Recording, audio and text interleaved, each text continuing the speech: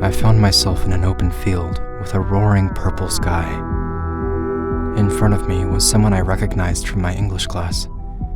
I don't yet know his name.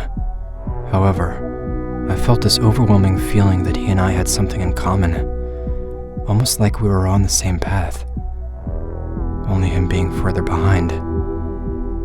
I warned him to change his path. Suddenly, this figure dressed in a suit and top hat appeared behind him, almost like this suited thing was protecting this person. The top hat man told me that there was no choice in his path. When I tried to direct attention to this strange sight, the dream abruptly ended. I didn't realize it at the time, perhaps because I was dreaming. But is it possible that the suited figure could be the same entity that came to me, not only in my dreams, but in my meditative states?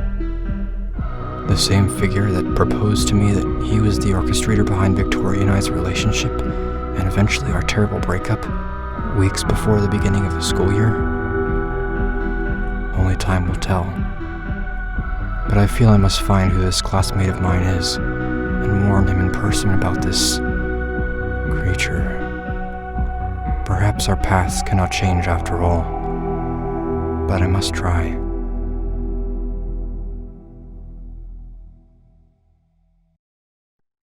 Welcome to the Adam Hendrickson Show Season 1 finale, You and Your Show. I only have one thing to tell you before we get going. TAHS will never be the same again after this episode. The thing about this show, and what's true about your world as well, is that sometimes things just change. They change, and you can't really point to a reason why. In this episode, things change very drastically in many ways. So, here it comes.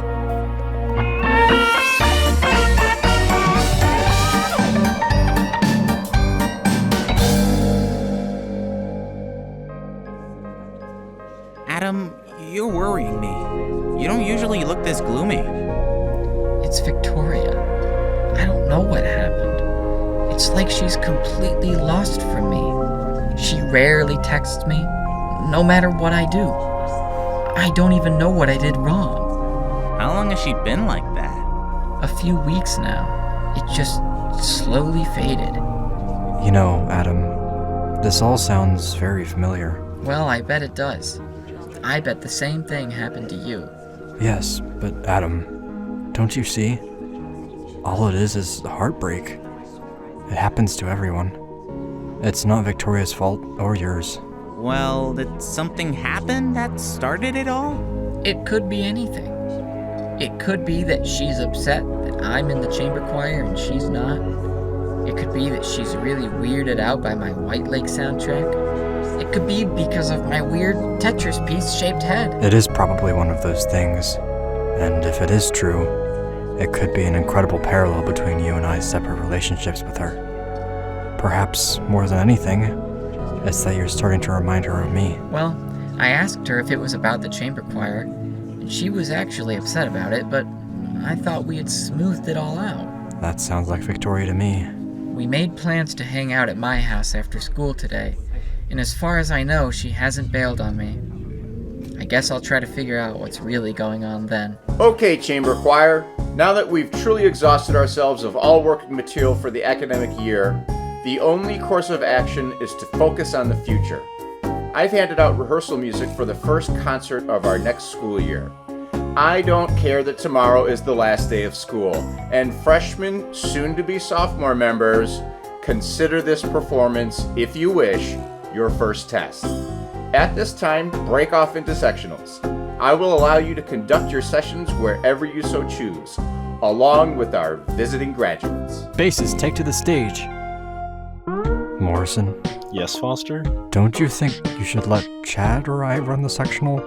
I mean, it is music for next year. Well, what a silly idea. I do think that technically, since you are a graduated senior and not technically a member of the Whitelake High School chamber choir anymore. Foster and friends, with all due respect to your newfound seniority, as you all know, I've been accepted into the National Arts Performance Academy.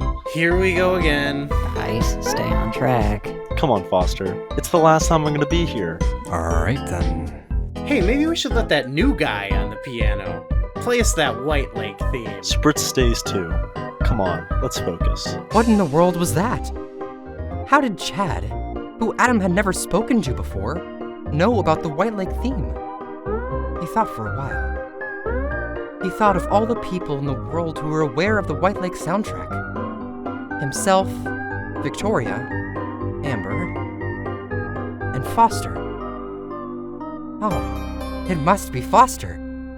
Adam decided that he would ask Foster about it after sectionals. Foster, do you know why Chad referenced the Whitelake soundtrack in sectionals today? I told him about it, and others too. But Adam, they all thought it was really cool. Why didn't you tell me when class started? Well, I wanted it to be a surprise, I guess. You did? I mean, what did you say? Adam, you deserve recognition. I think the Whitelake soundtrack is awesome. Did they hear any of it? No, I only told them about it. This changes everything now. It's no longer a secret. Adam began to think about Foster's secret journal. Ever since he and Foster became friends, he had put the journal aside in his mind. But now, it came back.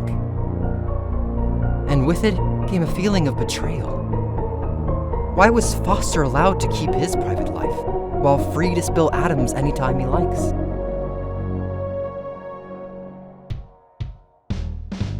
I think you're right, Victoria. I think Foster is definitely up to something sinister with that journal of his. And I'm not just saying that because I'm upset about him telling the whole dang chamber choir about the Whitelake soundtrack. I still don't understand how that's a bad thing. Adam, Foster was trying to be nice. Maybe he didn't think it was a secret. No, Victoria, I told him it was a secret. Do you not see the irony in any of this? Foster's journal is the biggest secret of them all, and no matter how you go at it, he always deflects any questions about what's inside. Tomorrow is the last day of school. It all makes sense. You're still thinking about that journal? Well, Victoria, if anybody is going to have a clue as to what's actually inside, it's gonna be you. Adam, you have asked me 1,000,000 times. I have no idea what's in Foster's journal. He kept it a secret from me, just like he did to you. I still am trying to see how any of this matters at all. Because Foster made it out to me like there was something about you or me in that journal. Well, what could possibly be in there about me that you would want to see? It's the me part I'm more concerned about.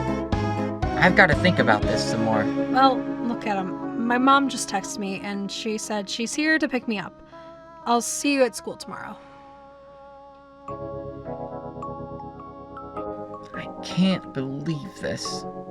My freshman year of high school was so fantastic. And here I am at the end of it now.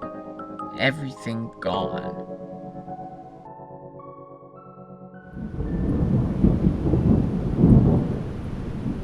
Mr. B, you wanted to see me? Yes, Adam, come in. We need to discuss your final exam. Oh, did I do something wrong? Did I fail it? No, you got a C as per usual. What I wanted to bring up is the illustration you provided on the back. Oh, my Whitelake drawing. Yes, to be honest, I think it is wonderful. And all of the geometric proportions are identical to the source material. Oh, well, thank you. This is why you wanted to see me? Well, I wanted to ask your permission to keep this drawing, and perhaps to hang it up in my room. Absolutely. Thank you very much. I'm really flattered. Well, it's the least you could do after you and your 3 little pals caused nothing but trouble all year. Thank you for letting me hold on to it.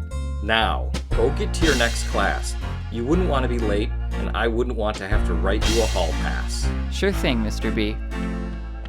Hey, I really did enjoy your class this year. It was very inspiring. Yeah, whatever. Okay, class, since it is the final day of high school, and you have all passed with straight A's, you'll be allowed to use the computers and the internet as you wish to play games and whatnot. I'm very proud of all of you for doing so well in my class this year. Oh, and I haven't forgotten about the letters you all wrote. Don't you remember? The letters you wrote to your future selves on your very first day of high school? I still have them in my filing cabinet, ready to hand back to you in 3 years at graduation. Adam began to think back to the first day of high school. Everything was so fresh, so exciting, and so ready to happen. He tried to recall this future self letter that Miss Rivers had just referenced. Had he written a letter to his future self? He had a memory of typing up a letter that day. Ah, that's right. Adam had written an email to Keith Alexander instead. He felt silly that he had almost forgotten about that. And Adam remembered he got a response from Keith Alexander too. And even though it didn't include the entirety of the Victorian soundtrack, it did not come without a little musical charm. Even though Adam had recently been feeling a level of destruction in his current state of mind, this brief recollection reminded him that on a grander scale, all was not lost. Inspiration and small victories of passion cannot be taken away. Not by any girl or journal or gang or choir or soundtrack or storyteller. And having the demo track to the Victorians was enough for Adam at this point. There's still more story to tell. He clung to this as he crossed the line over to what we will call Season 2.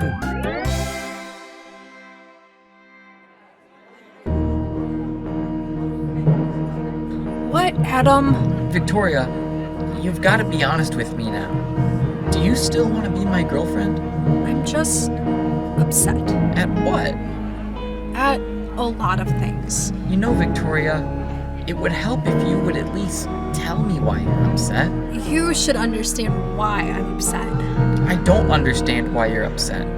But since you've led me to guessing, from what I remember, I didn't even want to audition for chamber choir. You made me do that. I made you? Well, I'm surprised you're not thanking me, since you seem to have a lot of fun hanging out with James there playing spy on Foster. Adam, don't you see that I want nothing to do with Foster anymore? Victoria, you know that there's much more going on in the chamber choir than just me goofing around with James. Yeah, I'm sure that's what you think now. Okay, so what do you want to happen? What would make you happy? Would it help if I told Mr. Kristoff that I was quitting the choir? No, Then what? What is the answer? I think I just want to be done, Adam. Done?